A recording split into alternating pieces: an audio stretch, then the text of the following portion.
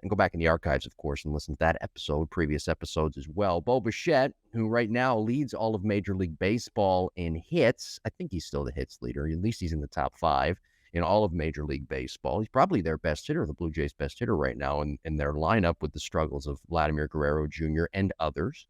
But Bo Bichette said this when asked a question about sitting on off-speed pitches and letting the fastball go by. This is what Bo had to say, and it connects back to what we talked about last week. Get to that in a second. But Bo said, yes, this is an exact quote, yes, but there are moments where they're probably not going to throw you a fastball.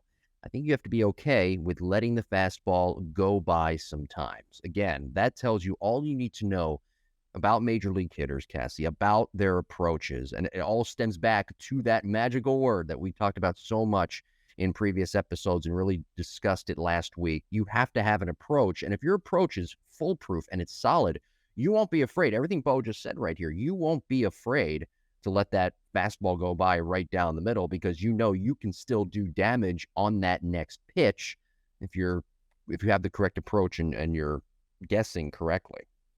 And again, like some of you might be listening to this and being like, what are you talking about? That's right. You have to That's speak. Okay. It is. Yeah. This is when you're facing that really tough pitcher. This is when you're at that next level of play where you have to play the odds. And it's very similar to if you have a hitter who is a pull hitter and it's late in the game and you have a shift on, you can't all of a sudden get upset when they, for the first time in 100 at-bats, hit a dribbler down the opposite field line. You're playing the odds. And so when you're having an approach at the plate and you're saying, listen, this pitcher throws this breaking ball every single at-bat, at least twice an at-bat. I know I can hit this. This is what I've dialed up my plan for. This is what I'm cued in for. If all of a sudden you see that fastball and then you deviate from your plan, you're going to get yourself out on that fastball anyway. If granted, the plan changes with 2 strikes, but early in the count, this is where you're playing the odds. You're playing the odds where I'm sitting fastball. And you had mentioned before the show, you're just watching a game the other day. Guy takes a fastball down the middle.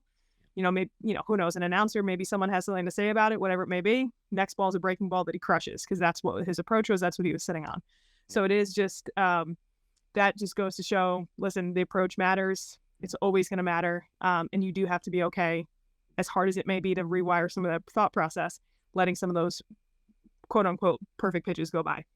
But you get so used to, as a hitter, having such a good approach that you don't really mind if that fastball goes by right down the middle. You just stick to your plan, and it's part of understanding the game. Gabe Kapler, manager of the Giants, recently said this. I don't know if you saw it, Cass. I think he said it within the last year or so. He talked about why not have hitters swing on 3-0? Why not tailor their approach to swing on 3-0? Because that's probably the best pitch you're going to get in that plate appearance. It might be the best pitch that you get all game. It might be that best pitch you get all week. Why would you wait until 3-1 when the pitcher gets a strike over, and then if he's feeling his breaking ball that day, or if the breaking ball might be his number 1 pitch and he might be getting all those swings and misses, why would you wait until 3-1? Why would you not swing on 3-0? That's going to be the best pitch you get all game. I think that's good logical thinking, and it really points to, again, having and tailoring that proper approach. So really you could do damage ultimately with that fastball, even if you take that fastball earlier in the at bat right down the middle, or of course doing damage with a breaking ball. Yeah, absolutely. And this is you had said when you're so dialed into your approach, it's almost a success, to be honest with you. Like, you're sitting one speed, you're sitting breaking ball, you're sitting off speed, let's say, and the girl throws this fastball that hits the outside corner for a strike. You step out and you're not like, damn, I should have hit that. You're saying it's like regardless that it was a strike or not, that's a victory in your book. You know what I mean? And so all of a sudden your confidence goes up because you're like, okay, cool. This is exactly, I'm sticking to my plan. And as a hitter, that's just reassurance. Like, I'm dialed into the speed that I want to hit. So it is interesting. It's funny when you hear fans go, oh, like when a strike goes by, or when announcers will say something, but then you see the hitter just completely unfazed. That's why.